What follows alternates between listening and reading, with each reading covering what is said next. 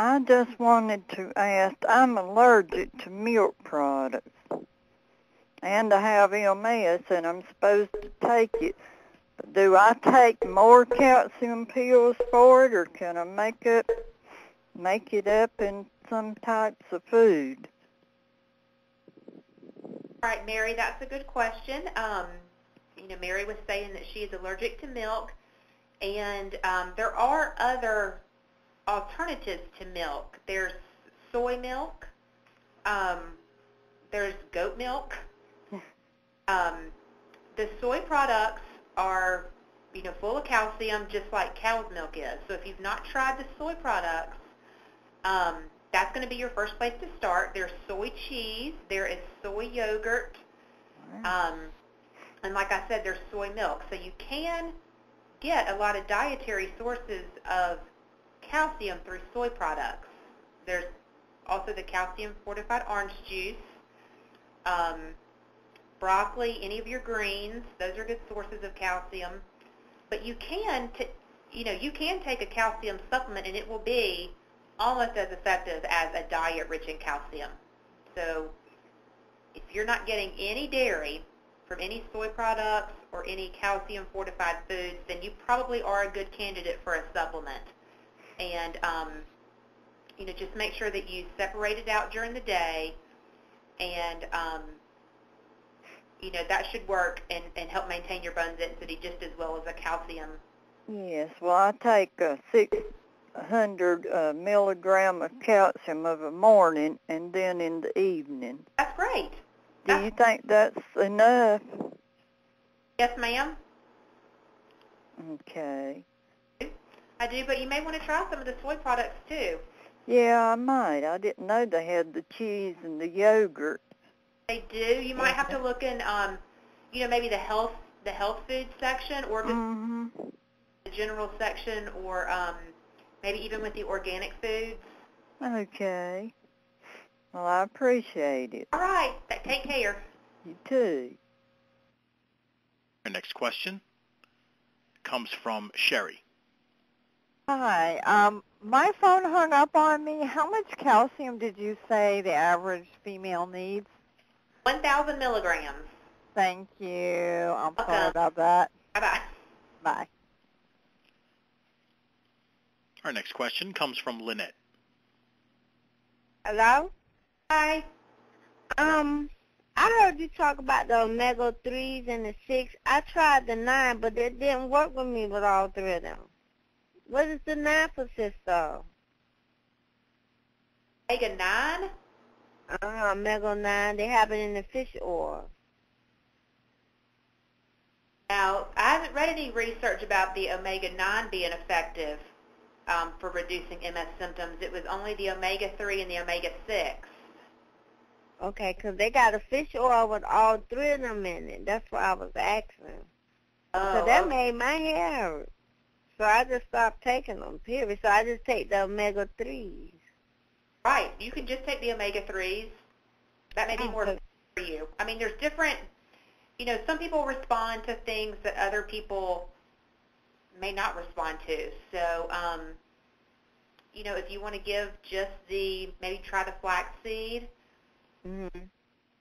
or try just the omega-3, or just try to incorporate some more, more fish into your diet. You can see how that does. Okay. I never tried the flaxseed. I ain't never tried that one. Yeah, give that a try. Just make sure that it's ground, that you keep it in a tight container in the refrigerator so it contains, it retains its potency. Oh, okay. Thank you. Thank you. Our next question comes from Jesse. Hello. Hi. Hey, I'm not too much of a seafood eater. I really don't eat seafood. Okay. So what about a fish oil or pill or whatever? Would that be sufficient right there? It would be. It would be. It's basically the same as eating the fish. So the fish oil supplements are as effective as really, that type of seafood diet. Okay. Thank you. Our next question comes from Laura. Hi, I was curious about this flaxseed. I believe it comes in an oil also. It does come in an oil. It does. You can purchase flaxseed oil, and that's fine because it's basically the oils from the seeds is where you get the omega-3 fatty acids. That's why it's found in a lot of oils like safflower oil, sunflower oil, peanut oil, canola oil. So the flax oil is effective, and it's just fine. Okay, and how much would you take of that? Now that's going to be something to ask your doctor about because he's going to know any type of other, maybe medications that you're on to make sure that it doesn't, isn't contraindicated. So I really only know the recommendation for the flax seed, which is 1 to 2 tablespoons a day. I'm not 100% sure about the flax oil. You might could ask your pharmacist as well. Okay, thank you. Our next question comes from Valerie. Yes, I just wanted to understand again about how much fiber. If I understood you correctly, you said 3 grams per day of soluble fiber. Hello? Yes, ma'am, that's correct. But then you said the total amount should be 25 to 30, so basically we're getting the insoluble and other things, and the wheat and grains and so forth. Correct. Okay, and the American Heart Association recommends 3 grams of soluble fiber a day for optimal heart health. Okay.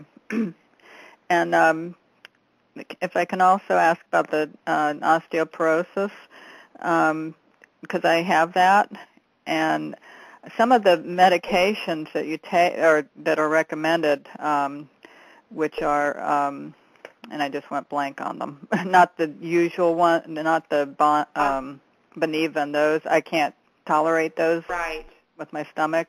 And there's like an infusion that's once a month, and then there's a daily injection.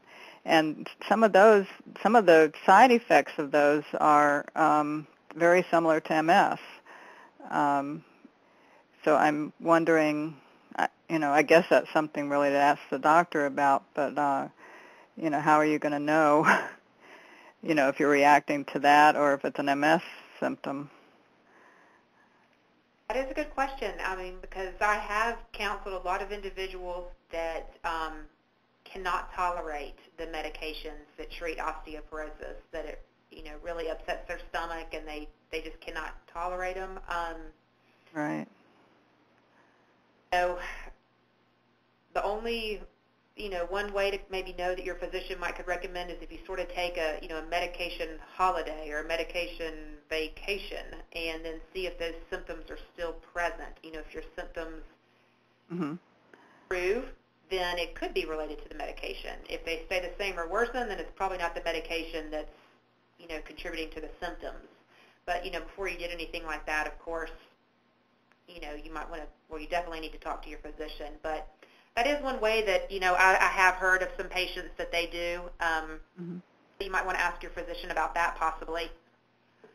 And also, one of the side effects is a problem with the jaw. I forgot the name of that, which can be serious. Are you familiar with that?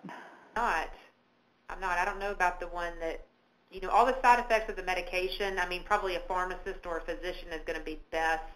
Right.